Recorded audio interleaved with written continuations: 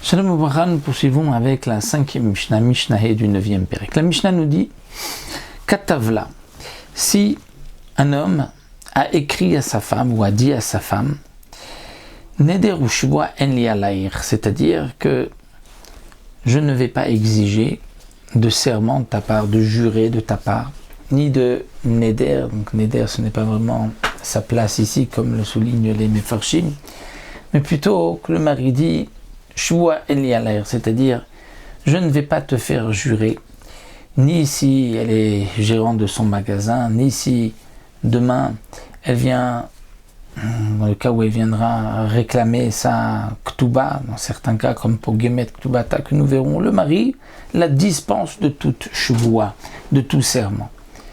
Eh bien, Eno Yachol Lashbia, il ne pourra pas la faire jurer, puisqu'il s'est engagé de ne pas la faire jurer. Mais, Mashbia ou et Yorshé avec Abaim Birshuta, si la femme décède, c'est-à-dire il a divorcé, et ensuite elle décède, et les héritiers de sa femme réclament le montant de sa Ktuba, eh bien, les héritiers devront jurer ce qu'on appelle la Shuat HaYorshim, le serment des héritiers, comme quoi leur mère ne leur a rien dit avant sa mort, ne leur a pas dit « il m'a laissé de l'argent ». Donc, le mari s'était engagé de ne pas faire jurer sa femme, mais les héritiers, les enfants de sa femme d'un mariage précédent qui viennent réclamer la Ktuba s'il avait divorcé et ensuite elle est décédée, eh bien, là, il pourra les faire jurer. De même, et Abaim Birshuta, si la femme a vendu sa Ktuba, puisqu'une femme peut vendre sa Ktuba. Une femme qui a besoin d'argent peut vendre sa Ktuba, elle va chercher un homme d'affaires, il peut dire, regarde, dans un mariage, il y a obligatoirement 3 aboutissements. Ou bien le mari meurt le premier, ou c'est la femme qui meurt le premier, ou bien ils vont divorcer. 3 aboutissements obligatoires d'un mariage. Donc la femme, dans le cas où il divorce, il va devoir me donner ma Ktuba. Dans le cas où il décède, il va me donner la Ktuba. Les héritiers donneront la Ktuba. Si c'est elle qui décède, elle a perdu sa Ktuba. Donc elle va vendre le montant de sa Ktuba à un homme d'affaires qui va regarder le pour et le contre. Quel est le montant? Quel est l'âge de la femme? Son état de santé? L'âge du mari? Est-ce qu'ils s'entendent bien ou pas? Et cet homme-là va réfléchir, est-ce qu'il a des chances de récupérer l'argent? Quand? Dans combien de temps?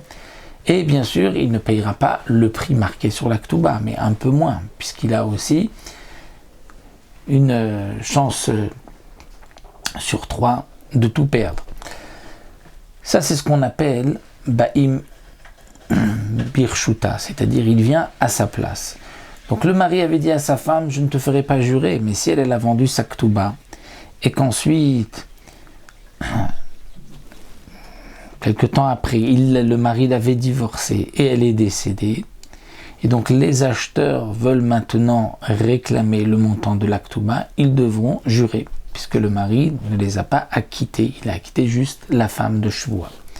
Maintenant, si l'homme dit Neder ou Shvoa ni alaïr, je n'ai pas ni le Neder Shvoa, je ne te réclamerai pas de serment, ni de toi, de ta part, ni si tu es responsable et gérant de mes magasins, ou si tu es Pogemet Ktuba, elle réclame sa Ktuba, comme nous verrons dans le prochain Pérec, ni Al Yorshaïr, si tes héritiers réclament ta Ktuba, ils n'ont pas besoin de jurer, ni Abaim Birshutir, ceux à qui tu as vendu ta Ktuba et qui viendront réclamer l'argent, eh bien, Eno Yachol Lashbia, il ne pourra pas la faire jurer, puisqu'il s'est engagé, Lohi, ni elle, Lo Yorshia, ni ses héritiers, ni ceux qui viennent de sa part, qui ont acheté le montant de sa Ktuba, aval. Mais, si lui décède, et qu'on vient réclamer à ses héritiers à lui, aval Yorshav, ses héritiers à lui, Majbi Mota, peuvent la faire jurer, puisqu'ils vont dire, notre père s'est engagé, que lui ne te fera pas jurer.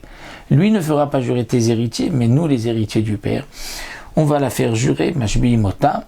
Donc pour mieux comprendre, pas toujours les héritiers qui se disputent avec la femme de leur père ne sont pas des héritiers du même mariage. C'est plus simple à comprendre. Aval Yorshav Majbi Mota, donc les héritiers du père la feront jurer, ou bien Vet Yorshea, ou bien les héritiers de cette femme. Vet Abaim Birshuta, ou si elle avait vendu sa Ktuba, ceux qui viennent réclamer à sa place, bien les héritiers du mari pourront la faire jurer. Si le mari s'était engagé, Neder ou Shvoa en li, je ne te ferai pas ni jurer, ni faire de Neder, ni moi, Loli Yorshai, ni mes héritiers, Velo les Baim Birshuti, ni ceux qui viennent de ma part. C'est-à-dire que si je vends mes biens et que toi, tu viens réclamer des acheteurs, eux ne pourront pas te faire jurer, ni toi, Alaïr, ni tes héritiers, ni ceux qui viennent en ton nom, qui ont acheté le montant Taktoba. Et bien dans ces cas-là, Eno Yachol Ashbia, là puisqu'il s'est engagé, il ne pourra pas la faire jurer. Lo ni lui, Lo Yorshav, ni ses héritiers à lui, ni ceux qui ont acheté les biens du mari et qu'on vient réclamer en disant que les biens étaient hypothéqués, et ne pourront pas la faire jurer Lo Otani, El Lo Yorshav, ni ses héritiers, Velo Abaïn Birshutai, ni ceux qui viennent de sa part. Donc voici le din que nous avons vu dans la Mishnah en fonction du tnaï que le mari avait dit de la condition qu'il s'était engagé vis-à-vis de sa femme.